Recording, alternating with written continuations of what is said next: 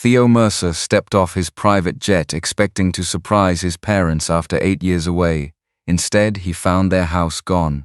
A retired postal worker stared at him in disbelief, then pointed him toward an abandoned logging road deep in the Idaho woods.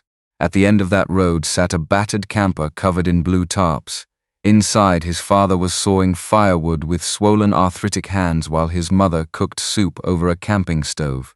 The home Theo had paid off years ago had vanished, so had the retirement money he sent every month, and when his mother finally saw him, she burst into tears, grabbed his hand, and whispered something that made his blood run cold.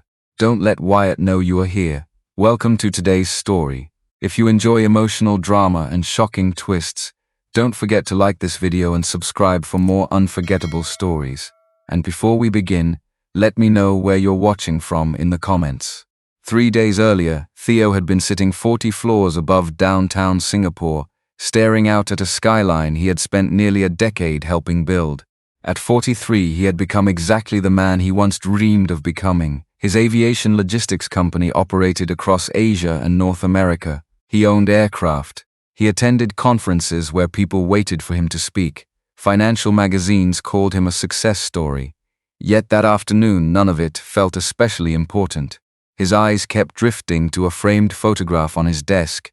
Russell and June Mercer, his parents. The picture had been taken nearly 10 years earlier. His father still looked broad-shouldered and strong.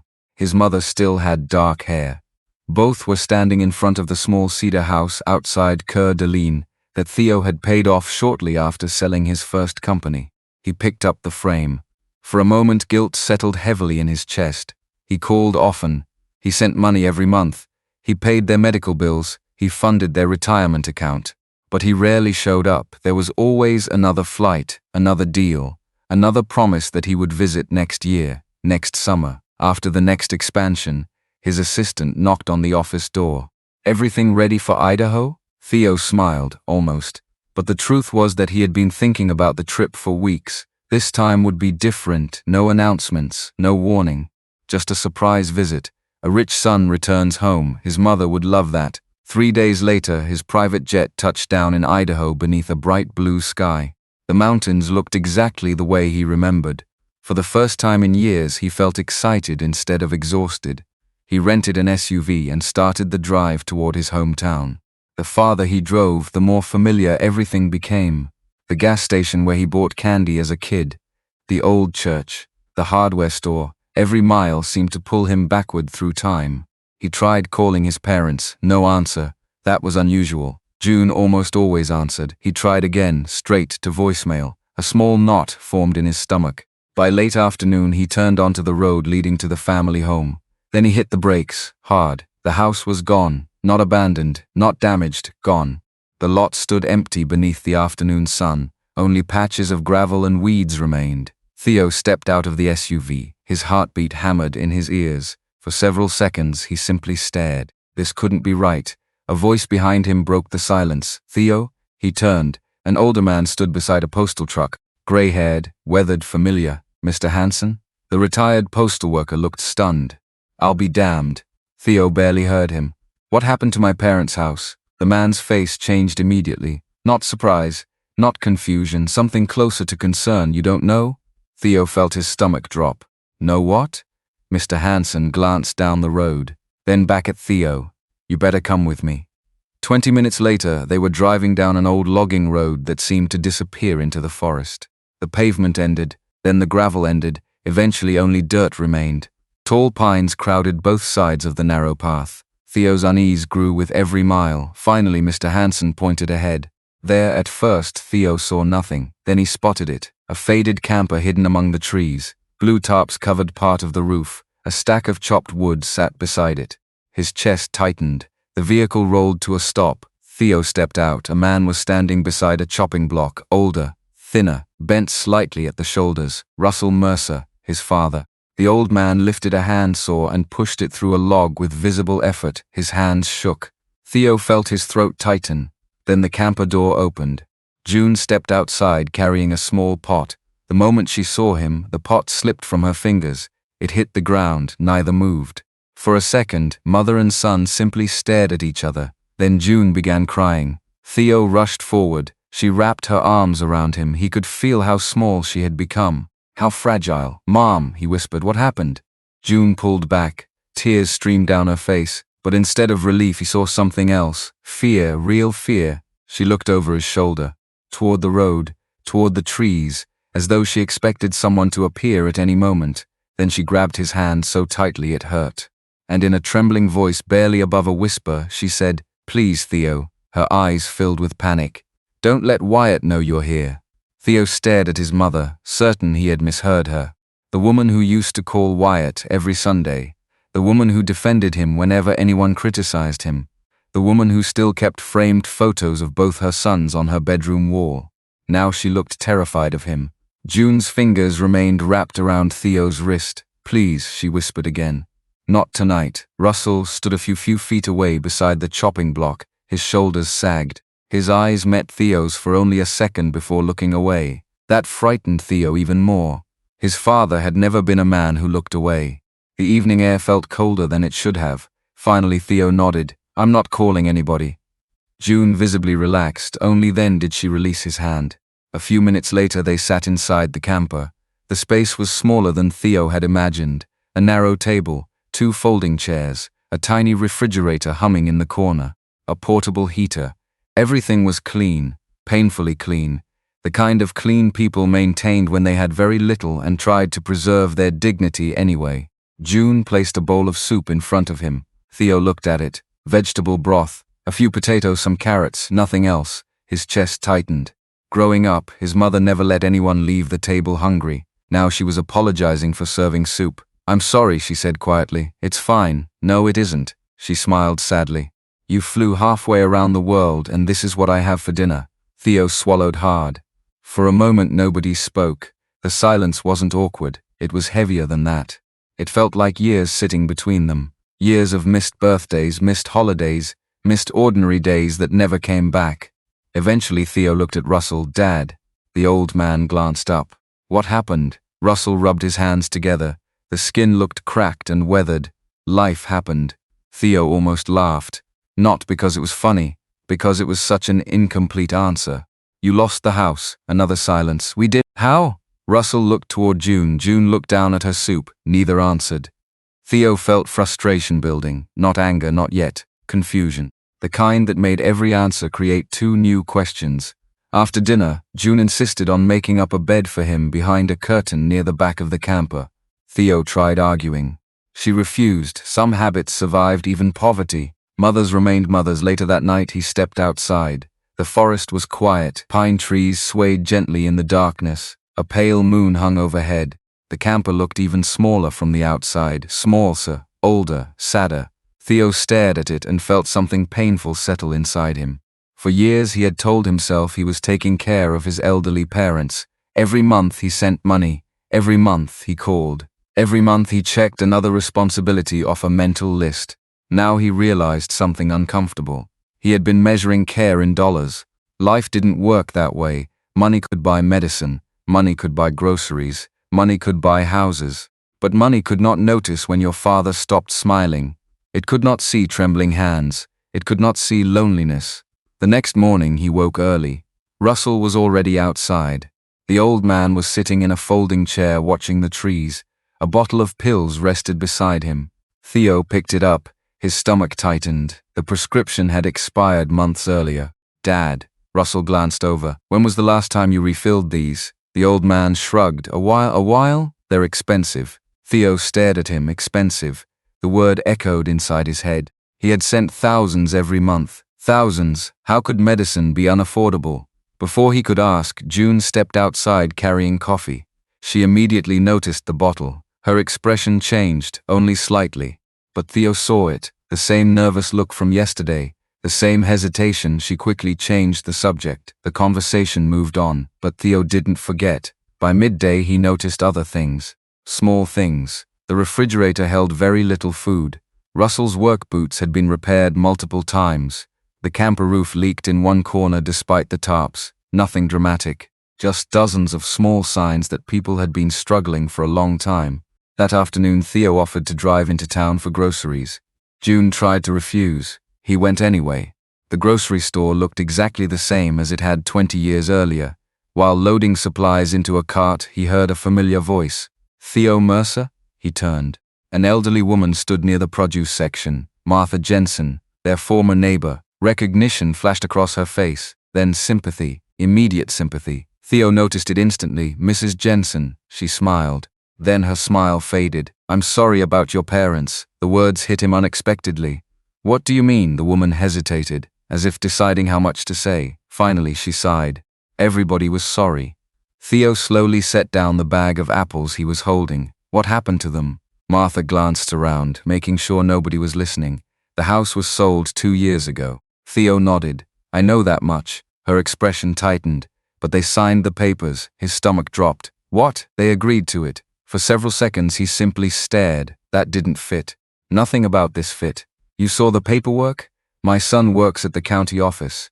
Theo felt a chill move through him. They signed willingly. The older woman looked uncomfortable. I don't know if willingly is the right word. What does that mean? Martha lowered her voice. It means your father wasn't well back then. Theo immediately thought about the expired medication. The trembling hands, the exhausted face. What do you mean he wasn't well? He had that stroke. Theo froze. Stroke? Nobody had ever mentioned a stroke. His father had suffered a mild stroke? And no one told him. Martha seemed to realize what she'd said. Oh, the color drained from her face. You didn't know? Theo felt the ground shifting beneath him. No. The woman looked genuinely distressed. I'm sorry. Theo barely heard her. A stroke, property papers, a sold house, parents living in a camper. The pieces refused to fit together. Yet somehow they clearly belonged to the same puzzle. When he finally returned to the woods, the sun was beginning to set. June looked relieved when she saw him. Russell offered to help unload groceries. Theo watched his father struggle with a box that should have been easy to carry. The sight hurt, not because of age, because nobody should have been carrying boxes beside a camper at 76 years old, not after working their entire lives, not after raising children. That evening, Theo finally asked, Dad. Russell looked up. You had a stroke? The old man's face immediately went still. June froze. The reaction told Theo everything. A small one, Russell said quietly. When? Nobody answered right away. 2 years ago. Theo stared at them. 2 years, 2 entire years, and nobody told me? June's eyes filled with tears. We didn't want to worry you. The answer hurt more than he expected, because it sounded exactly like them. Always protecting somebody, always carrying burdens alone. Theo leaned forward. Was that when the house was sold? Silence. Long silence. Then Russell nodded once. Barely. Theo felt his pulse quicken. Why? The old man stared at the floor. For a moment Theo thought he wouldn't answer. Then Russell spoke. His voice sounded tired. I signed a lot of papers back then. What papers? Russell rubbed his forehead. I don't remember all of them. The camper became very quiet. Outside, somewhere deep in the trees, an engine suddenly growled. Theo turned toward the window. Headlights appeared briefly between the pines. A pickup truck. Watching, waiting. The vehicle remained there for several seconds. Then, the moment the driver seemed to notice Theo looking back, it slowly turned around and disappeared into the darkness. The pickup disappeared into the trees, but its engine seemed to stay behind. For a long moment, nobody moved inside the camper. Theo stood near the window, one hand still on the curtain, staring into the dark gap where the headlights had vanished. June had gone pale. Russell's jaw tightened, but he did not look surprised. That was the part Theo noticed. Not fear alone, recognition. Who was that? Theo asked. June turned away from the window too quickly. Probably someone from town. At this hour? She picked up the coffee mugs from the table even though no one had finished drinking. People drive these roads sometimes. Theo looked at his father. Dad. Russell sat heavily in one of the folding chairs. The chair creaked beneath him. He rubbed one hand over his knee, slow and tired, like the simple act of staying calm had taken strength from him. Could have been Wyatt, Russell said at last. June closed her eyes. Theo felt the name land between them. Wyatt, his older brother, the son who stayed. The son who supposedly handled everything while Theo built his life across the world. The son June had begged him not to call. Theo reached for his phone. Then I'm calling him. No. June turned so fast the mug in her hand clinked against the counter. Theo, please, Mom, this is not normal. You understand that, right? You're living in a camper in the woods. Dad's medication expired months ago, the house is gone, and now someone is watching this place at night. We don't know that. Yes, we do. His voice came out sharper than he intended. June flinched. Instantly, guilt cut through him. He lowered his tone. I'm sorry, I'm not angry, but he was angry. At someone? At something. At the years he had trusted from a distance. Russell looked at him with tired eyes. Wyatt will come when he hears. When he hears what? That you're back. Theo stared at both of them. So he doesn't know? Neither answered. That silence was an answer. Theo slipped the phone back into his pocket, but not because he was satisfied. He did it because his mother was trembling, and for the first time in his adult life he saw how old fear could make a person look. That night nobody slept well. The camper made small sounds in the wind. The tarps shifted against the roof. Somewhere outside, branches rubbed together like quiet footsteps. Theo lay on the thin mattress behind the curtain, fully dressed, staring into darkness. He remembered Wyatt as a teenager, tall, loud, easy with people. The kind of brother who could talk their father out of anger and their mother into laughter. Wyatt had always been the charming one. Theo had been the serious one. The one with spreadsheets and plans. The one who left. When Theo first moved overseas, Wyatt had told him not to worry. I've got them, little brother, and Theo had believed him. Because he wanted to. By morning the air inside the camper felt heavy. June moved quietly, making oatmeal with powdered milk. Russell sat at the table, one hand wrapped around a coffee mug he barely drank from. Theo was checking the cell signal near the door when tires crunched over dirt outside. This time the truck did not stop far away. It came straight into the clearing. June's hand tightened around the spoon. Russell slowly stood. Theo stepped outside before either parent could stop him. A dark blue pickup rolled to a halt near the woodpile. The driver's door opened. Wyatt Mercer climbed out. For a second, Theo barely recognized him. Wyatt was 50 now, but he looked older. His hair had gone mostly gray around the temples. His face was rough with stubble. His jacket was clean but worn at the cuffs, and there were deep shadows under his eyes. He looked less like a man enjoying stolen comfort, and more like a man who had spent too many nights fighting something he could not beat. Still, when his eyes landed on Theo, his expression hardened. Well, Wyatt said, so it's true. Theo stood still. Good to see you too. Wyatt looked past him toward the camper. Mom called? No. Then who told you? Theo almost laughed. That's your first question? Wyatt's jaw tightened. What are you doing here? I came to surprise my parents. Wyatt looked around the clearing. The camper, the tarps, the chopped wood. His face changed for a fraction of a second. Shame maybe, or anger. It disappeared quickly. Bad timing, he said. Theo stared at him. Bad timing. June stepped out of the camper, wiping her hands on a towel. Wyatt, don't start. I'm not starting anything. Wyatt's voice stayed controlled, but barely. I just want to know why he's here acting like he walked into the middle of a crime scene. Theo took one step forward. Didn't I? Russell's voice cut through the air. Enough. It was quiet, but it still carried weight. For a moment, both sons looked at him. Russell stood in the camper doorway, one hand gripping the frame for balance. He looked exhausted.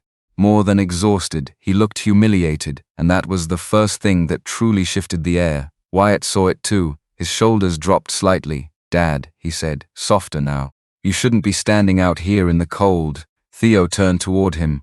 Now you care? Wyatt's eyes flashed. You don't get to come home after 8 years and act like you know everything. I know enough. No, Wyatt stepped closer. You know what you saw yesterday, that's not the same thing. June moved between them before either man could take another step.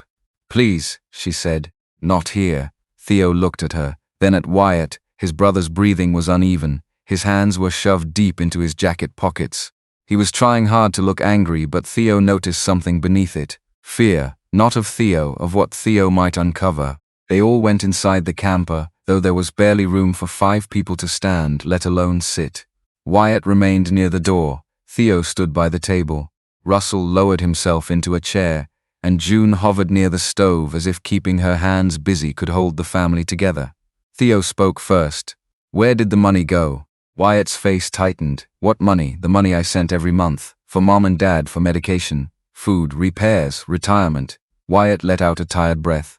You think wiring money from across the ocean makes you the hero. Theo felt the words hit deeper than he expected. Wyatt saw it and pressed on. You weren't here when Dad fell in the bathroom.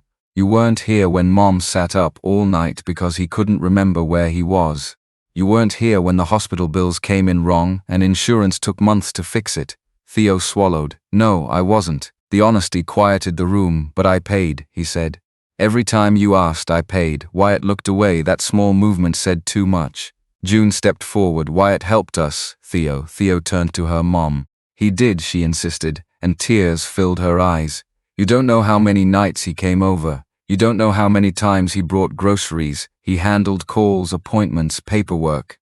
He wasn't just taking, he was here. Wyatt's face shifted again. Pain this time, real pain. Theo hated that it was real, because if Wyatt had been only cruel, this would have been easier. If he had been only selfish, Theo could hate him cleanly. But there he stood, exhausted and defensive and guilty, with their mother still reaching for ways to save him. Russell spoke without looking up. Your brother did help. Theo turned to him. Russell's eyes stayed on the table. That's true. But, the old man did not answer. Wyatt rubbed both hands over his face. I made decisions because somebody had to. You think Mom could handle the paperwork? You think Dad could after the stroke? I kept things moving. Theo's voice dropped. You sold their house. Wyatt stiffened. June whispered Theo. No, Theo said. We're not stepping around it anymore. The house was sold. Dad signed papers. He says he doesn't fully remember. Mom is scared of you finding out I'm here. So tell me, Wyatt, what happened? Wyatt stared at him for a long time. Then he laughed once. A hollow, bitter sound. You always did want the clean version. What does that mean? It means you want a villain. Wyatt's voice was low now. You want to fly in, point at the mess, write a check, and decide who ruined the family. Theo went still. Wyatt stepped toward the door. June grabbed his sleeve. Don't leave like this. He looked down at her hand. For 1 second, his face softened. He gently pulled free. I didn't ruin this alone, he said. Theo followed him outside. Then explain it. Wyatt opened the truck door, then paused. He looked back toward the camper, toward Russell sitting inside, toward June standing with one hand pressed to her chest. Then his eyes returned to Theo. You want the truth, he said quietly. Fine, but you better be ready for all of it. Theo said nothing. Wyatt climbed into the truck. Before closing the door, he looked at his younger brother one last time. Everything isn't as simple as you think. Then he started the engine and drove away, leaving dust hanging in the clearing. Theo stood there until the truck disappeared. When he finally turned back toward the camper, he saw Russell watching him through the small window. The old man's face looked broken. That afternoon, while June rested and Russell stepped outside to check the firewood, Theo began folding the thin blanket behind the curtain where he had slept.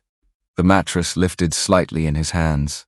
Something crinkled underneath. Theo froze. He reached beneath the mattress and pulled out a yellowed envelope. No stamp, no address. Just his name written across the front in his father's shaky handwriting. Theo. Theo stared at the envelope for several seconds before opening it. His father's handwriting covered the front, uneven, shaky, older than he remembered. The paper itself was worn along the edges, as if someone had folded and unfolded it many times before finally hiding it away. Outside, he could hear Russell moving near the woodpile. June was washing dishes inside the tiny camper kitchen. Neither knew what he had found. Slowly, Theo slid the letter from the envelope. The date at the top stopped him immediately. 3 years earlier, almost a full year before the house had been sold. His heartbeat quickened. Then he began reading. Theo, if you're reading this, it means I finally found the courage to send it. The first line hit harder than expected. Because the letter had never been sent, he kept reading. Russell wrote about small things at first, his health, the weather, the vegetable garden behind the old house. The words felt familiar, like the father Theo remembered. Then the tone changed. The handwriting became less steady. There are things I should have told you sooner. Theo felt his chest tighten. I keep telling myself everything will work out. I keep telling myself Wyatt will fix it. Maybe that's why I haven't called. Maybe that's why I haven't told your mother everything. The next paragraph made Theo stop breathing for a moment. I think some of the money you've been sending isn't reaching us. His hands tightened around the paper. Not suspicion, not rumor, not theory. His father had known. Maybe not everything, but enough. Theo continued reading. Russell wrote that he had noticed missing deposits, bills that should have been paid, repairs that never happened, promises that kept getting pushed further into the future. Yet every time he confronted Wyatt, the answers sounded reasonable. Temporary setbacks, short-term problems, business issues that would soon be fixed. I wanted to believe him. The sentence sat alone in the middle of the page, simple, honest, painful. Theo stared at it for several seconds, because he understood it. Parents wanted to believe their children. Sometimes they wanted it so badly they ignored what was right in front of them. The letter continued. I don't know whether he's lying to me or lying to himself. That line felt different, more personal, more tragic. Russell wasn't describing a criminal. He was describing a son he still loved, a son he still hoped would turn things around. Near the bottom of the second page, the handwriting became noticeably shakier. If I am wrong, I'll be ashamed I ever doubted him. If I am right, then I've waited too long. Theo swallowed hard. The final paragraph nearly broke him. I'm sorry for putting this burden on you. I know you've worked hard. I know you've trusted us. I should have spoken sooner. I just kept hoping I wouldn't have to. Love, Dad. The letter ended there. No accusations, no anger, no demands, only regret. Theo lowered the pages slowly. For a long time he sat without moving. The camper felt smaller than ever. Outside, the sound of Russell chopping wood had stopped. The silence hurt, because Theo could suddenly see the loneliness behind the letter. A man noticing things were wrong. A man growing suspicious. A man choosing silence because he couldn't bear what the truth might mean. Eventually, he folded the pages and slid them back into the envelope. Then he stepped outside. Russell was sitting on a stump beside the woodpile. The saw rested across his knees. The old man looked tired, not physically, emotionally. Theo walked over and sat beside him. Neither spoke immediately. The forest was quiet, only wind moving through the pines. After a while, Theo held up the envelope. Russell's face drained of color. For several seconds, he simply stared. Then he closed his eyes. You found it. Not a question. A fact. Theo nodded. The old man looked away. I couldn't send it. Why? Russell rubbed his hands together. The familiar gesture returned whenever he was uncomfortable. I kept thinking things would get better. Theo felt anger stirring, not toward his father, toward everything, toward years wasted, toward opportunities missed, toward silence you knew. Russell's eyes filled with shame. I suspected. You should have told me. I know. The answer came immediately. No defense, no excuse, just truth, and somehow that made it worse. Theo stared toward the trees. I could have helped. Russell laughed softly. A sad laugh. You already were helping. The words landed heavily, because they were true. Theo had been helping, just not in the way that mattered most. For years he had sent money instead of himself. Now both men sat there carrying different versions of guilt. Eventually Russell spoke again. I wasn't protecting Wyatt. Theo looked at him. I was protecting your mother. That surprised him. Russell stared at the ground. Every time she started seeing the truth, it broke her heart. His voice sounded rough. Every time. The old man swallowed hard, so I kept telling myself I'd fix it before she had to know. Theo suddenly understood. Not completely, but enough. Families didn't usually collapse because of one terrible decision.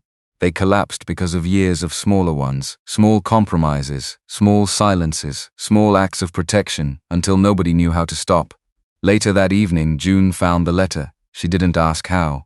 She saw the envelope sitting on the table and immediately knew. Tears filled her eyes before anyone spoke. You read it.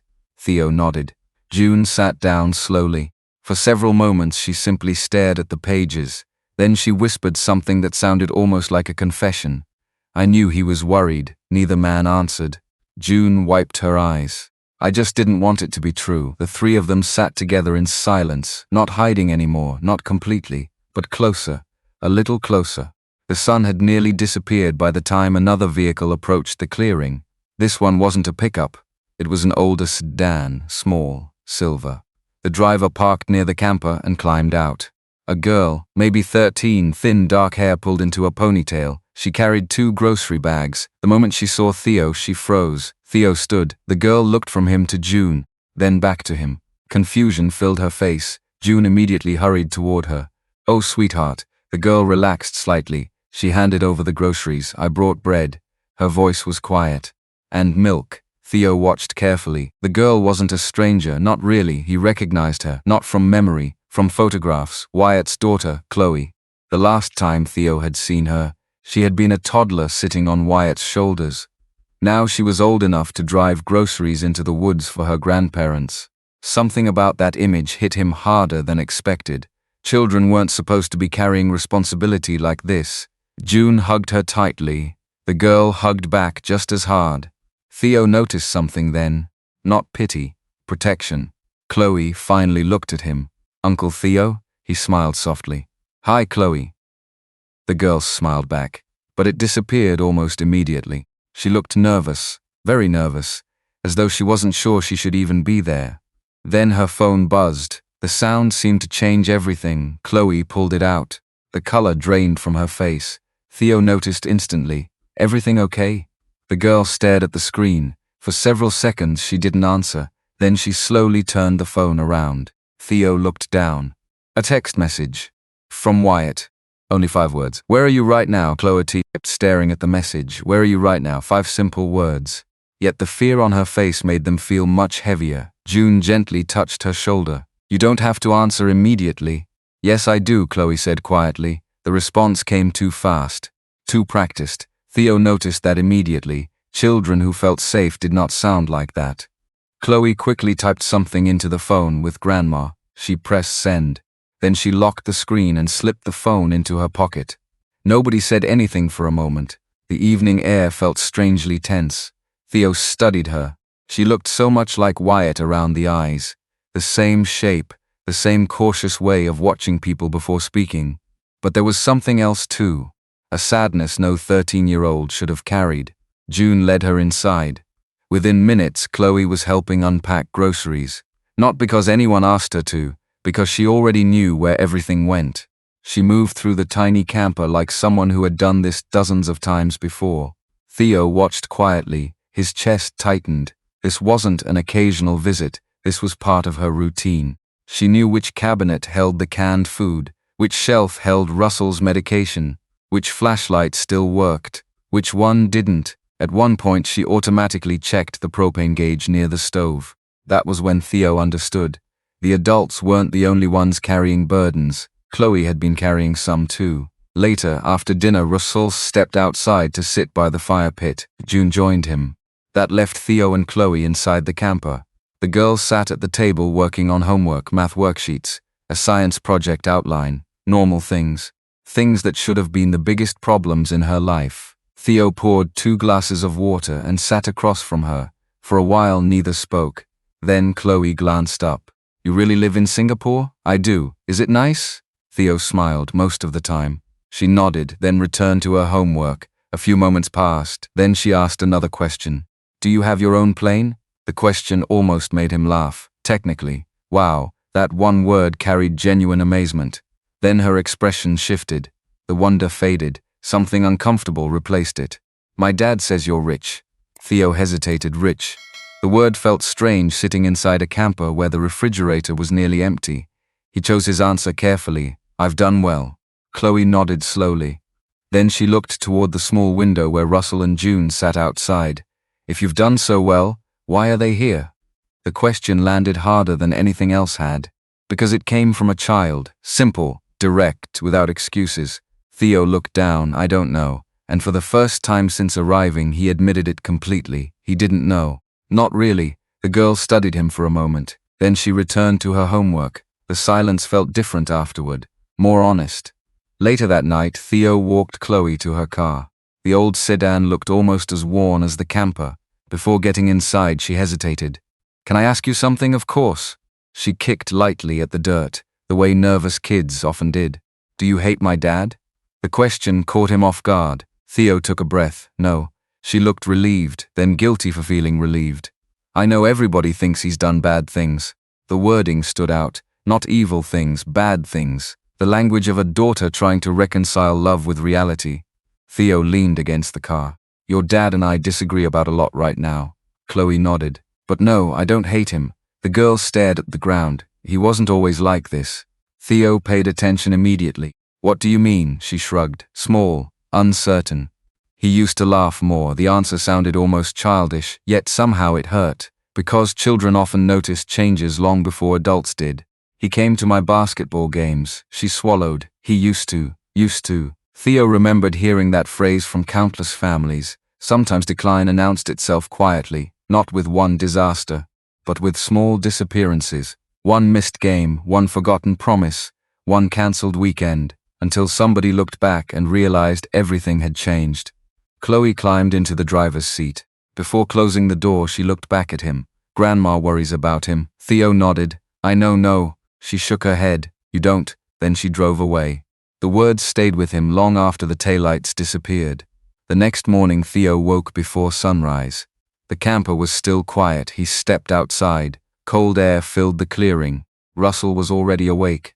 Sitting alone near the woodpile, watching the trees, the old man looked tired. Theo sat beside him. For several minutes neither spoke. Eventually Russell broke the silence. She's a good kid, Chloe? Russell nodded. The old man's eyes softened. She keeps showing up. Theo understood what he meant. Not everyone did. Showing up mattered, especially when people were hurting. Russell stared into the distance. She reminds me of Wyatt when he was young. Theo looked at him. The old man smiled sadly. Before everything got complicated, the statement lingered. Neither man elaborated. They didn't need to. Around noon, Theo drove into town. He needed information, real information, not guesses, not memories, not half-finished conversations. His first stop was the county records office. The building was small and plain, the kind of place nobody noticed unless they needed something. Inside, a clerk helped him locate property records. An hour later, Theo sat in front of a computer reading document after document. The house sale, the ownership transfer, tax filings. Every page led to the same uncomfortable conclusion. The paperwork appeared legal, at least on the surface. The signatures were there, Russell's, June's, witnessed, filed, recorded. Everything looked proper, yet nothing felt right. As Theo printed copies, a woman in her 60s glanced toward the documents. Her eyes narrowed slightly. You related to Russell Mercer? Theo looked up. He's my father. The woman nodded slowly. I thought so. Something in her tone made him pay attention. My name's Laura Bennett. She offered a business card. Attorney, estate and elder rights law. Theo sat a little straighter. Laura noticed. I met your parents about a year ago. His pulse quickened. You did? The attorney nodded. Your mother came to see me. The room suddenly felt smaller. What for? Laura studied him carefully, the way experienced lawyers often did, measuring words before speaking. She was worried. Theo leaned forward. About what? The woman hesitated, then answered. She believed she may have signed documents she didn't fully understand. For several seconds Theo couldn't speak, because that sentence connected too many pieces at once. The stroke, the property transfer, the missing money, the fear, everything. Laura folded her hands. I can't discuss every detail, I understand, but I can tell you this. Theo waited. Your mother wasn't worried about strangers. The attorney's expression softened. She was worried about family. The words landed heavily. Family, not outsiders, not criminals' family. Laura glanced toward the stack of records. Sometimes the most difficult cases aren't about bad people. Theo listened. They're about people making bad decisions and everyone around them trying to protect each other. The statement felt painfully familiar. Before leaving, Laura handed him her card. If you uncover anything else, call me. Theo thanked her and headed toward the parking lot. The sky had turned gray. Storm clouds gathered over the mountains. As he opened his SUV door, his phone rang. June, he answered immediately. Mom? Her voice sounded shaken. Theo, his stomach dropped. What happened? There was a pause. Then June whispered words that made his blood run cold. Wyatt was here. Theo froze. What? He came while you were gone. Another pause. Longer this time. When June finally spoke again, her voice broke. He wants your father to sign something before Friday. Theo was already driving before the call ended. The tires kicked dust behind the SUV as he sped down the narrow road toward the woods. June had sounded shaken. Not angry, not confused, scared. That frightened him more than anything. When he reached the clearing, Russell was sitting outside in a folding chair. June stood beside him with both arms crossed tightly across her chest. Neither looked surprised to see him, as if they had been waiting. Theo climbed out. What did he want signed? Neither answered immediately. The silence stretched. Finally June looked toward Russell. The old man lowered his eyes. That was enough. They both knew, and they both hated it. Dad, Russell exhaled, held heavily. Timber rights. Theo frowned. What? The timber rights on the remaining property. The words settled slowly. Theo knew about the acreage that still belonged to the family. Most of the old land had stayed untouched after the house sale. Forest, logging access, several hundred acres inherited from Russell's father decades earlier. What about them? June looked exhausted. A company wants a long-term harvesting agreement. Theo stared. And Wyatt wants Dad to sign? Neither corrected him. His pulse quickened. Why? Russell rubbed his forehead. He says it will solve everything. The answer made Theo sick, because it sounded exactly like the excuses from Russell's letter. One more solution, one more promise, one more chance, everything will be fixed, eventually. Somehow Theo sat down across from them. When is this supposed to happen? Friday, 2 days away. The realization landed hard. This wasn't about old mistakes anymore. Something was still happening, right now. The next morning Theo drove back into town. This time he called Laura Bennett. The attorney agreed to meet him during lunch. Her office sat inside an old brick building overlooking Main Street. Nothing fancy, just practical. The kind of office built around helping people through difficult situations. Theo explained everything: the house, the stroke, the letter, the timber agreement. Laura listened carefully. The more he spoke, the more serious her expression became. Finally, she folded her hands. You need to understand something. Theo waited. Most elder financial exploitation doesn't look like strangers stealing from vulnerable people. The statement surprised him.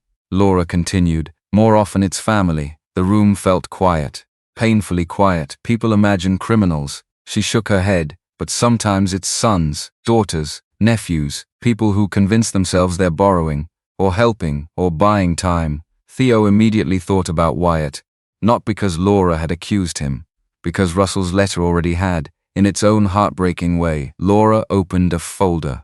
If your father wasn't fully capable of understanding certain documents after the stroke, that matters. Theo leaned forward. Legally, potentially, not certainty, not a guarantee, but something. For the first time since arriving, he felt like he wasn't completely lost. Then Laura asked a question. Do you know why Wyatt needs the timber agreement now? Theo shook his head. No. Find that out. The answer seemed simple. But it wasn't, because nobody had been telling the truth, not completely, not for years. That evening another vehicle entered the clearing. This time it wasn't Wyatt. A small sedan rolled to a stop beside the camper. Chloe climbed out. Her backpack hung from one shoulder. She looked tired. The kind of tired that didn't belong on a 13-year-old face. June immediately smiled. The girl smiled back, then hugged her grandmother. Theo noticed something, the relief, not from June, from Chloe. Like arriving here allowed her to breathe. After dinner, Chloe sat outside beside Theo while Russell worked slowly through a pile of firewood. The sun was setting. Orange light filtered through the pines. For a while neither spoke. Then Chloe broke the silence. My dad's been angry. Theo glanced at her. The girl picked at a loose thread on her sleeve. Since you got here. Theo nodded. I figured. She looked down. He doesn't sleep much anymore. Something about the way she said it made Theo pay attention. Not defensive, not protective, just worried. The kind of worry children carried when they loved someone they couldn't help. Has he told you why? She shook her head. Not really. Then she hesitated, as though deciding something, a private battle playing across her face. Theo stayed quiet. Eventually Chloe spoke again. My parents fight about money. The confession came softly, almost accidentally. Theo said nothing. Sometimes people kept talking when you didn't interrupt. They think I can't hear. A sad smile crossed her face, but walls aren't very thick. The sentence broke his heart. Children always heard more than adults thought. Always. Chloe looked toward the trees. I heard him say everything falls apart if Friday doesn't happen. Theo felt his pulse quicken. What happens Friday? She shook her head. I don't know. Then she looked at him, but he sounded scared, not angry, not greedy. Scared. The distinction mattered.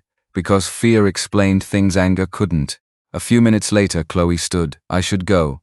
She slung her backpack over one shoulder, then stopped. Again that hesitation, again that internal struggle. Finally she unzipped the bag, reached inside and pulled out a small flash drive. Blue plastic, nothing special except for the way her hands trembled. Theo frowned. What's that? The girl stared at it, then at him. I think it's important. His stomach tightened. What is it? She swallowed. I found it in Dad's office. The world seemed to slow, just slightly. Not because the flash drive looked dramatic, because Chloe looked terrified, the kind of fear that came from crossing a line she never wanted to cross. My dad doesn't know I took it. Theo didn't reach for it immediately. The girl loved her father. That much was obvious. Taking something from him had not been easy. Chloe, her eyes filled with uncertainty, I don't want him to get hurt. The honesty in that statement hurt, because she meant it, every word. She wasn't trying to expose him. She was trying to save everyone, including him. The burden was far too heavy for a child. Theo gently accepted the flash drive. What makes you think it's important? The answer came immediately, because she'd clearly been carrying it for days. One night I heard him arguing on the phone. Theo listened carefully. He mentioned recordings. A chill moved through him. What kind of recordings? I don't know. The girl looked down. But afterward he locked himself in his office. Silence, then one final sentence. Quiet, small, devastating. And he cried. Theo froze. For a moment he saw not the man who might have taken money. Not the man pushing documents toward his parents. Just a broken father alone in an office. Crying where nobody could see him. The complexity of it all felt overwhelming. Then Chloe stepped backward. I should go. Theo nodded slowly. She turned toward the car. Halfway there her phone buzzed. The girl's entire body stiffened. Theo already knew who it was. She checked the screen. The color drained from her face. Chloe? The girl looked up. Her voice barely rose above a whisper. He's asking where I am. Then another message appeared, and another, and another. Theo saw her hands begin to shake. Slowly she turned the phone toward him. The latest message contained only one sentence. Did you take something from my office? Theo took the phone gently from Chloe's trembling hands and looked at the screen again. Did you take something from my office? A second message appeared almost immediately. Answer me. Then another. Where are you? Chloe looked as if she wanted to disappear. She wasn't a rebellious teenager trying to provoke her father. She was a frightened girl caught between people she loved. You don't have to answer right now, Theo said quietly. Chloe swallowed. If I don't, he'll know. The certainty in her voice said everything. This wasn't the first time she had carefully measured her father's reactions. Theo handed the phone back. Tell him you're still with Grandma. The girl nodded. She typed slowly, then hit send. For several seconds neither of them spoke. The forest had grown dark around them. Inside the camper, June was setting out paper plates for dinner. Russell was stacking wood beside the door. Ordinary things, simple things, yet every person in the clearing felt the pressure building. Theo slipped the flash drive into his jacket pocket. Whatever was on it mattered, otherwise Wyatt would not be panicking. That night Theo barely slept. The camper creaked whenever the wind pushed against it. Around midnight he sat alone at the small table with an old laptop he had brought from the hotel. The blue flash drive rested beside it. For nearly a minute he simply stared. Then he plugged it in. Only 3 files appeared. No family photos, no tax records, no spreadsheets. Just 3 audio recordings, each labeled with a date. Theo felt his pulse accelerate. The oldest file was nearly 2 years old. He clicked play. At first there was static. A chair moving, the sound of someone clearing their throat, then a voice, Wyatt's. Theo froze instantly. His brother sounded younger, less exhausted, but it was unquestionably him. Another voice answered. A man Theo did not recognize. The conversation began casually. Business, loans, cash flow, nothing remarkable. Then Wyatt said something that made Theo sit upright. I used my parents' money again. Silence followed. Then the other man spoke. Does your family know? No. Theo stared at the screen. His heartbeat thundered in his ears. The recording continued. Wyatt explained that he had borrowed funds intended for Russell and June. Temporary. Just until a contract closed. Just until the company recovered. Just until things stabilized. The words sounded painfully familiar. Temporary. Just a little longer. One more chance. Theo had heard variations of those promises for years. The conversation lasted nearly 20 minutes. When it ended, Theo sat motionless. Not because he was shocked. Deep down he had already suspected much of it. The difference was proof. Hearing it with his own ears changed everything. He opened the second recording. This one was newer. Less than a year old. Wyatt sounded different now. More tired, more desperate. The financial advisor sounded frustrated. You keep moving debt, I know. You're not solving anything, I know. The repetition hurt to hear. Because Wyatt genuinely sounded trapped. Not evil, not calculating, trapped. The advisor asked a question. Have you told your parents? No. Why? A long silence followed. Then Wyatt answered quietly. Because they've already sacrificed enough. Theo closed his eyes. The contradiction was almost unbearable. Wyatt knew they had sacrificed enough. Yet he kept asking for more. The recording continued. Businesses had failed, equipment loans had piled up, payments had fallen behind, one bad decision had led to another, then another, then another. By the end of the file, Theo felt emotionally exhausted, not because his brother was innocent, because his brother was painfully human, flawed, ashamed, weak, terrified. And those qualities often caused far more damage than simple cruelty. Theo hesitated before opening the final recording. Something inside him already knew this would be the worst one. The audio began immediately. No small talk, no introductions, just Wyatt speaking. The timber agreement fixes everything. Theo's stomach dropped. The advisor responded sharply. No, it fixes one problem. It buys time. There is no more time. Silence. Then Wyatt spoke again. His voice sounded broken. If I lose this, they'll come after everything. Theo leaned forward. Every word mattered now. The advisor's tone hardened. You're asking elderly parents living in a camper to sign away their last major asset. Silence, long silence. Then came the sentence Theo would never forget. I know how bad it sounds. Wyatt's voice cracked. But I don't know what else to do. Theo stopped the recording. The camper was completely silent. Outside, wind moved softly through the trees. Inside, everything felt different. Not because the mystery was solved, because the mystery had become something sadder. This wasn't a master criminal. It wasn't hidden wealth. It wasn't greed alone. It was years of fear, years of lies, years of shame, and now everyone was paying the price. The next morning, Theo drove straight to Laura Bennett's office. She listened carefully to portions of the recordings. When the final file ended, she removed her glasses. For a moment, she said nothing, then she nodded. This is significant. Theo exhaled slowly. Can we stop the agreement? Possibly. Not certainty, again, just possibility. But this time, there was evidence. Laura opened a legal pad. The timber rights transfer needs to be paused immediately. Theo leaned forward. How? We request emergency review. She began writing notes. The history of the stroke matters. The previous transfers matter. The recordings matter. For the first time in days, Theo felt something resembling hope. A difficult hope. A cautious hope. But hope nonetheless. Later that afternoon, he returned to the camper. June was sitting outside shelling beans into a plastic bowl. Russell rested nearby. The old man's breathing sounded slightly labored. Theo sat beside them. Neither parent asked where he had been. Perhaps they already knew. Eventually June spoke. He called. Theo looked up. Wyatt? She nodded. He wants to come tomorrow. Russell's jaw tightened. Nobody seemed happy about the idea. Not even June. That was new. For years she had defended Wyatt automatically. Now something had shifted. Not love. Love remained. But denial was beginning to crack. Theo noticed it immediately. What did he say? June stared at the beans in her lap. He said things have gone too far. Silence settled between them. The kind that came when everyone already knew the truth. The sun was dropping behind the trees when another vehicle appeared at the edge of the clearing.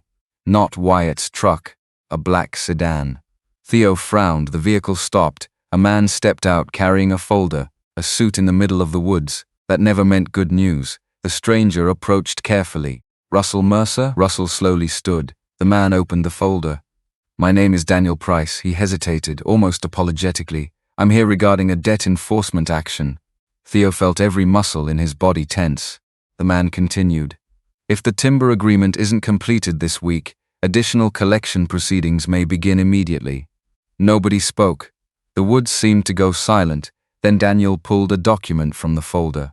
And at the very top, above pages of legal language, Theo saw a number that made his blood run cold. The debt wasn't hundreds of thousands. It wasn't even close. It was over $3 million. The number sat on the page like a weight nobody could lift. $3 million. Russell stared at the document as if he could no longer understand the words in front of him. June looked pale.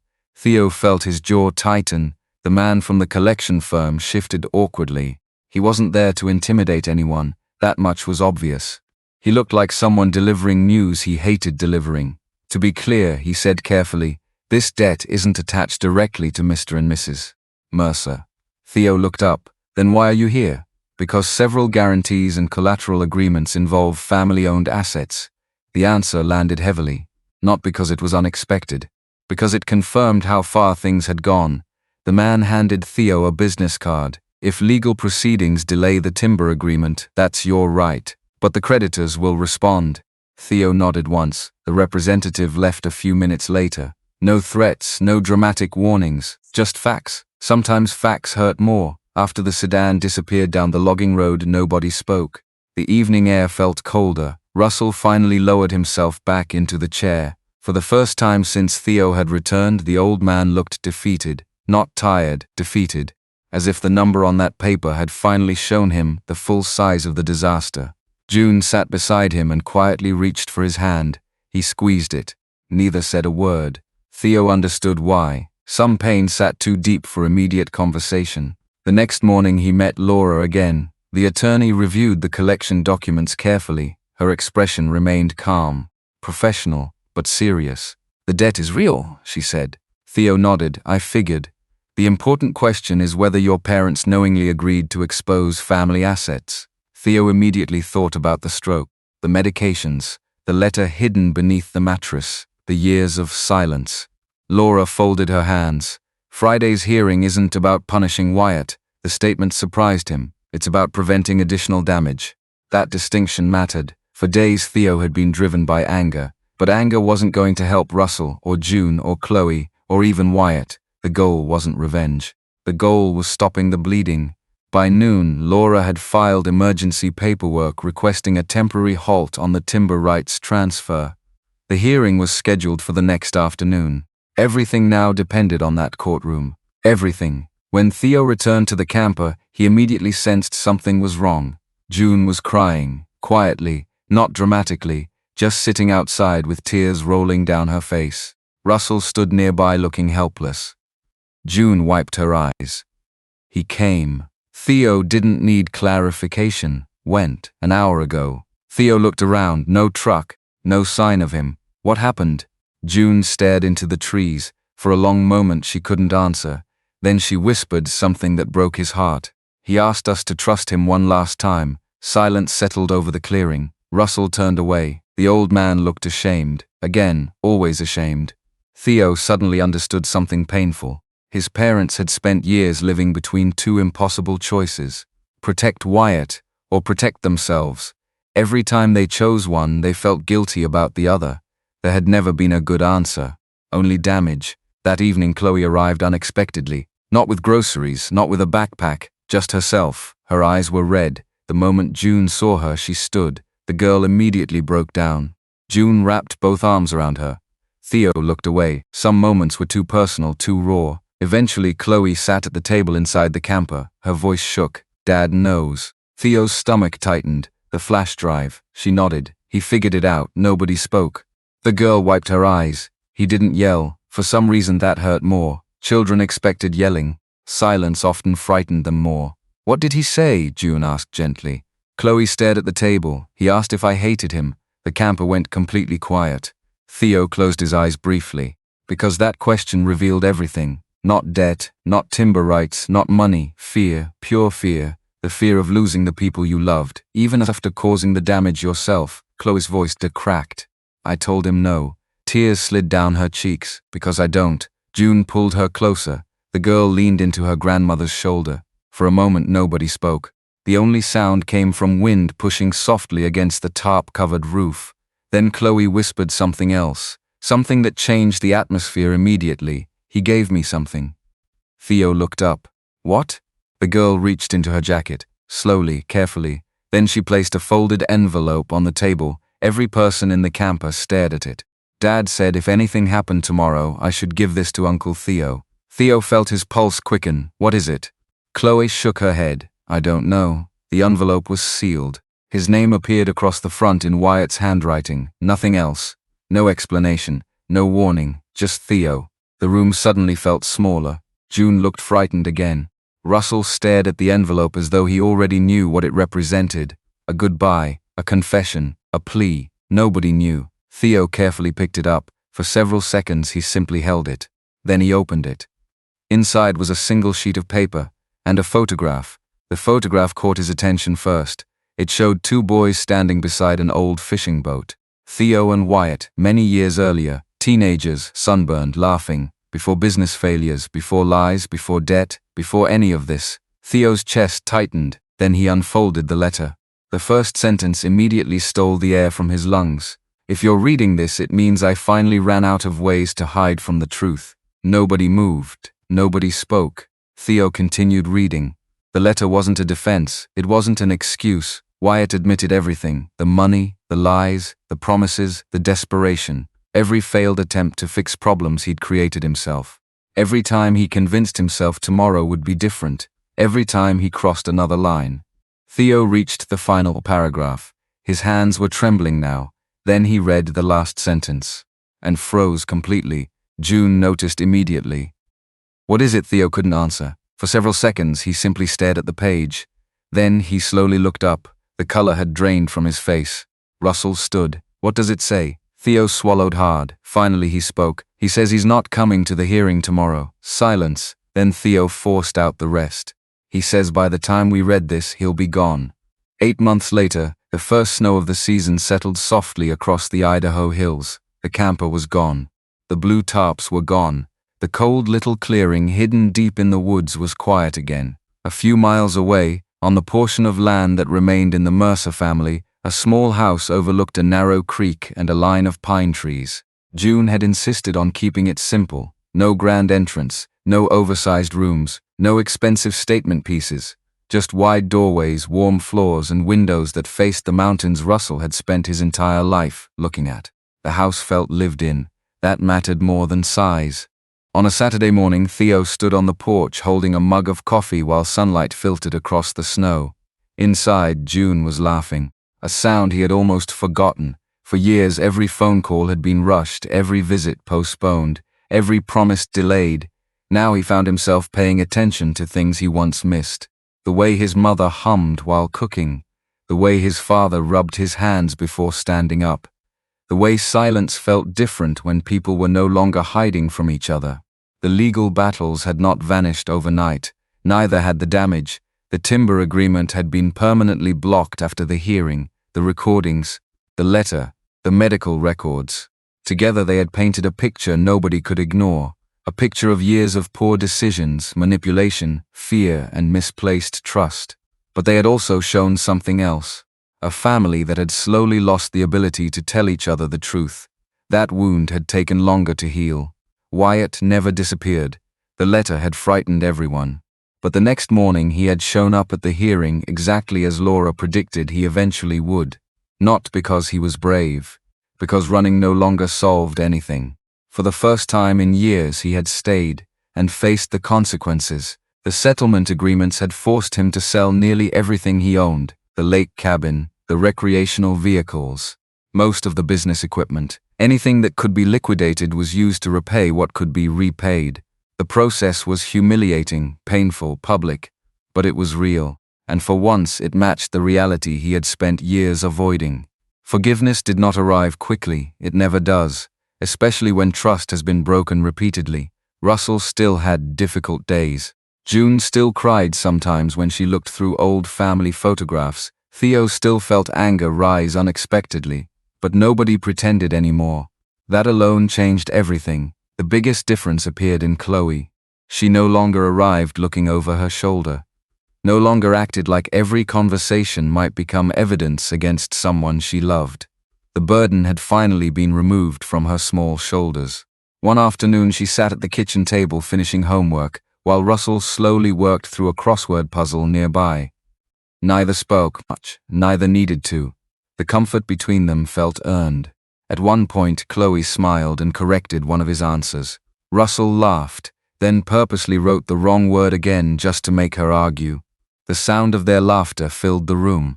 June stood at the stove watching them. Her eyes became wet, not from sadness, from relief. Children should never have to carry adult secrets. Now Chloe was finally getting the chance to be 13. Theo noticed those moments more than anyone else, because he understood what nearly had been lost. His own life had changed too. The private jet still existed, the business still existed, the success still existed, but none of it felt quite the same.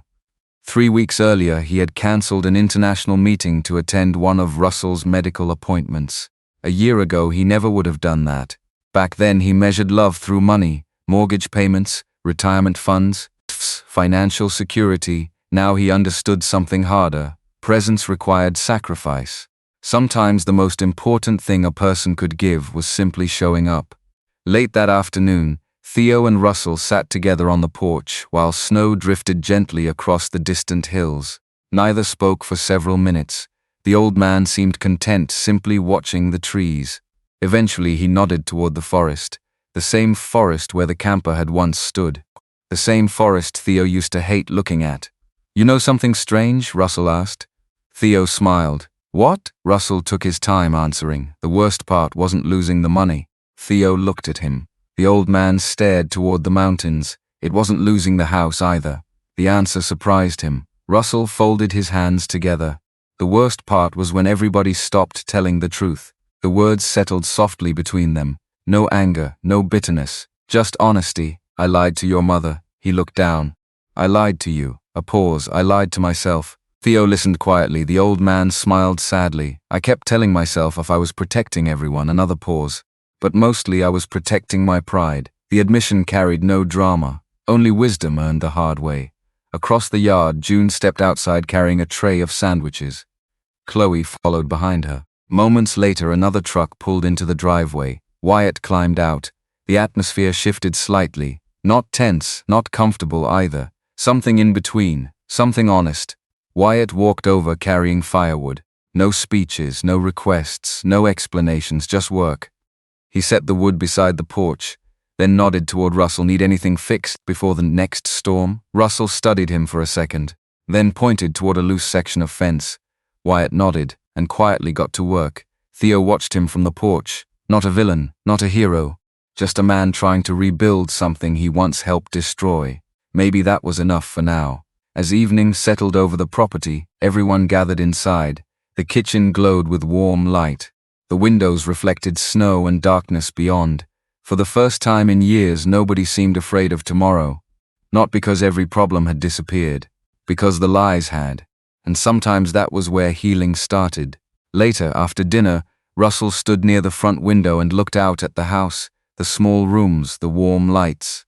The family gathered inside. Theo joined him. For a moment, neither spoke. Then Russell smiled. "You know," he said quietly, "the first house was built with money." Theo followed his gaze across the room. June laughing with Chloe, Wyatt repairing a loose cabinet hinge near the kitchen.